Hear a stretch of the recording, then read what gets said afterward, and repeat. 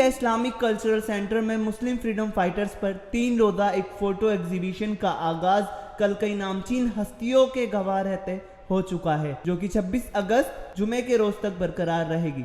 इस एग्जीबिशन में आज़ादी की लड़ाई में शामिल रहे तकरीबन 300 मुस्लिम फ्रीडम फाइटर्स की फोटो को डिस्प्ले किया गया है और साथ ही कई दूसरे फ्रीडम फाइटर्स की फोटोज भी इस एग्जीबिशन में आपको देखने को मिलेगी। 3 दिवसीय फोटो प्रदर्शनी दिल्ली यूथ वेलफेयर एसोसिएशन के सहयोग से ग्रेटर हैदराबाद यूथ एसोसिएशन द्वारा आयोजित की गई, जो कि 26 अगस्त तक इंडिया इस्लामिक कल्चरल सेंटर में जारी रहेगी। भारत मोदी जी की सरकार आई है, कोई ना कोई दिन भारतीय जनता पार्टी से मुंसलिक ऑर्गेनाइजेशन, चाहे वो आरएसएस हो, चाहे वो विश्व हिंदू परिषद के हो, चाहे और कोई हो, तो वो कभी गांव के नाम पर, गाय के नाम पर, कभी किसी दलित के नाम पर, कम्युनिटी के नाम पर, गोश्त के नाम पर जिस तरीके से दरार डाल रहे हैं और ये कह रहे हैं कि हम ही नेशनलिस्ट है, बाकी की कोई नहीं है। तो हम ये बताना चाह रहे कि तो आज़ादी के मूवमेंट में तो तुम्हारी किताबें खाली है, एक नाखून भी नहीं दिया तुमने, एक ख़तरा खून भी नहीं दिया।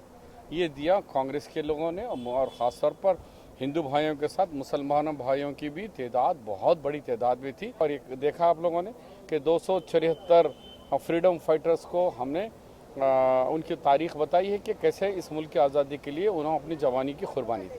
ग्रेटर हैदराबाद यूथ एसोसिएशन द्वारा आयोजित की गई इस प्रदर्शनी में राज्यसभा में विपक्ष के नेता गुलाम नबी आज़ाद, तेलंगाना राज्य विधान परिषद मोहम्मद अली शब्बीर, अखिल भारतीय कांग्रेस कमेटी के प्रवक्ता और पूर्व सांसद एम अफजल, कांग्रेस महासचिव दिग्विजय सिंह की मौजूदगी में इस प्रदर्शनी का आगाज हुआ। मशहूर स्वतंत्रता सेनानी नसीम मिर्जा चंगेजी और शौकत अली हाशमी को भी इस अवसर पर सम्मानित किया गया। नसीम मिर्जा चंगेजी शहीद भगत के साथ आज़ादी की लड़ाई में शामिल थे, जबकि हाशमी सक्रिय तौर पर भारत छोड़ो आंदोलन में अंग्रेजों के खिलाफ आवाज उठा रहे थे। उन्होंने यहाँ पर स्वतंत्रता आंदोलन से संबंधित यादें ताज़ा की। फ्रीडम फाइटर्स हमें गौरव है, हमें फ़ख्र है सभी फ्रीडम फाइटर्स पे। हमारे हिंदू भाइयों के फ्रीडम फाइटर्स की कमी नहीं है। हमारे हिंदू भाई भी फ्रीडम फाइटर्स बहुत संख्या में रहे हैं, उन्होंने बहुत कुर्बानियाँ दी हैं देश की आज़ादी के लिए। मुसलमान भाइयों ने, मुसलमान बहु बेटियों ने भी कुर्बानियाँ दी हैं, सिख भाइयों ने भी दी हैं, पारसी भाइयों ने भी दी हैं। लेकिन आज शायद जो हालात पैदा किए जा रहे हैं, जो अलग अलग जगह से स्लोगन्स आ रहे हैं, ऐसा लग रहा है कि कोई जो 1947 है उससे पहले किसी ने नेशनलिज्म के बारे में वो जानते ही नहीं थे।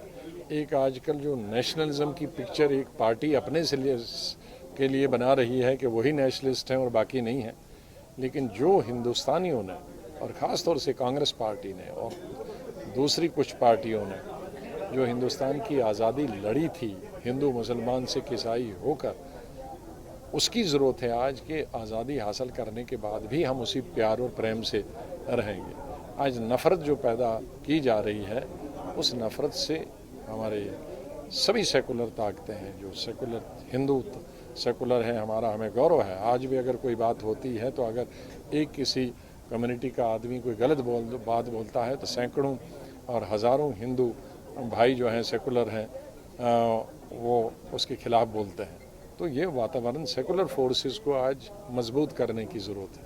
लोगों के अंदर जगाने के लिए उनको ये बताया जा रहा है ताकि लोग ये ना समझें कि हमारा कोई हिस्सा नहीं था। लेकिन मैं समझता हूँ कि तारीख़ को कभी कोई मिटा नहीं सकता, कोई ख़त्म नहीं कर सकता। तारीख़ दिलों पे भी लिखी है, किताबों में भी लिखी है। कुछ लोग अगर तारीख़ को कुछ और तरीके से लिखने की कोशिश कर रहे हैं तो उन्हें कामयाबी नहीं मिलेगी। मुस्लिम स्वतंत्रता सेनानियों पर लगी इस फोटो प्रदर्शनी की सराहना करते हुए गुलाम नबी आज़ाद ने इस तरह के पहल को सांप्रदायिक ताकतों के खिलाफ एक बेहतर कदम बताया।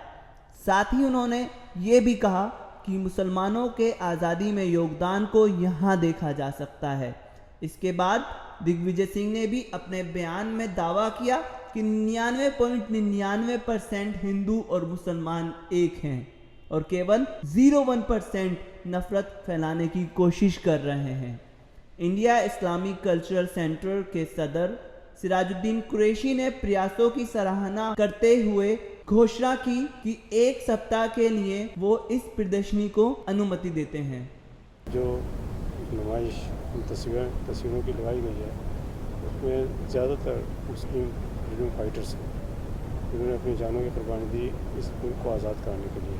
इसमें ऐसा नहीं है कि सिर्फ मुसलमान ही हैं, गैर मुस्लिमों की भी बहुत सारी तस्वीरें हैं।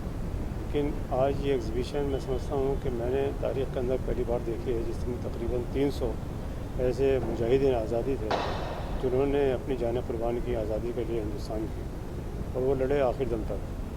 लेकिन तारीख़ में मैं ये किसी को इसके लिए इल्ज़ाम नहीं देता, बल्कि जो मुस्लिम तारीख़दां हैं उनको चाहिए था कि साहब इनको हमेशा वो ज़िंदा रखते।